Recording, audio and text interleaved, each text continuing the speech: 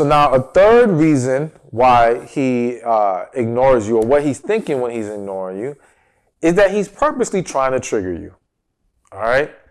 So this kind of goes back to the couple, and I say couple, whether you're in a situationship or relationship, official relationship.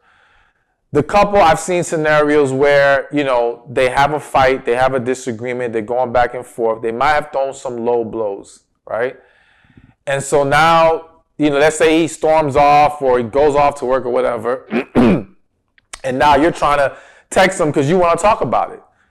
And he's like, no, I'm going to purposely ignore you just to piss you off. Like, you pissed me off earlier. You ruined my damn day. You're stressing me out.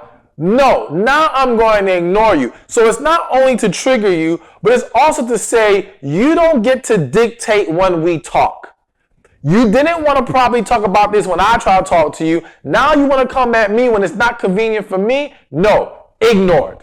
Okay? Now again, I am not saying this is healthy or okay.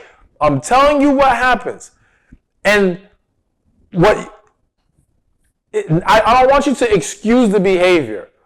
But again, I want you to understand that rather than jump to he's just being disrespectful. Understand, there's a reason why these things are happening. And if we want and when I say resolution could mean we end up being done with each other. Or it could mean we attack the root issue, we find out it's something that's correctable, and now we can make things better.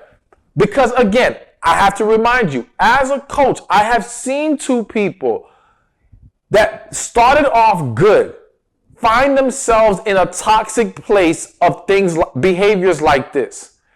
And in that situation, it was fixable and they were able to get back on the right track.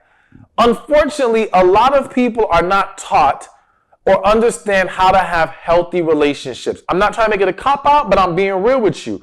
A lot of people have grown up in dysfunctional households, seeing their parents always argue, or, seeing relationships where it's all this kind of back and forth and pettiness and all this different stuff.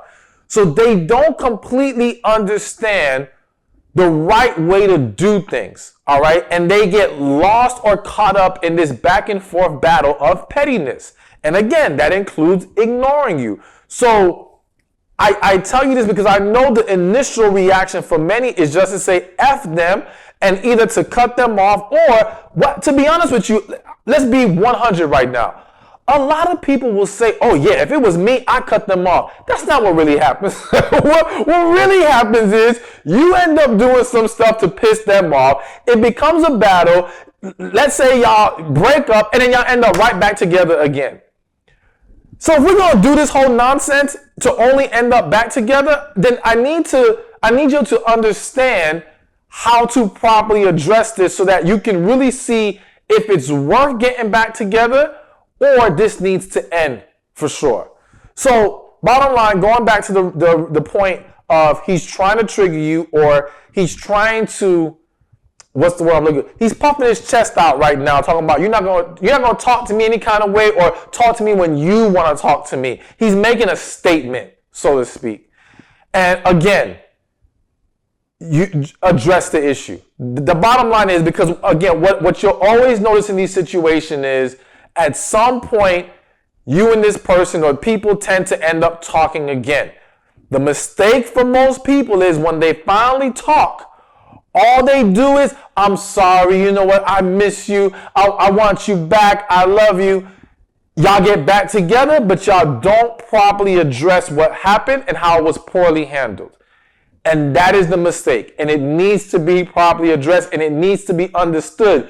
This cannot continue to happen. If you got a problem with how I'm talking to you, if you got a problem with, how I pissed you off, don't purposely do this. No, tell me in the text, hey, I'm upset right now and I'm not ready to talk. I need time before we can sit down and talk. And I'm giving that suggestion to whether it's you telling your partner that's what you expect going forward, or also for you to understand that if you end up finding yourself doing the ignoring sometimes. Thank you for watching this video. Be sure to check this one out right here, and I'll see you there. Sometimes men can be confusing as hell. I'm just going to put it out there because I know many of you have experienced it where you don't understand what he's thinking, you don't understand what he wants. He may not always be straightforward about it. And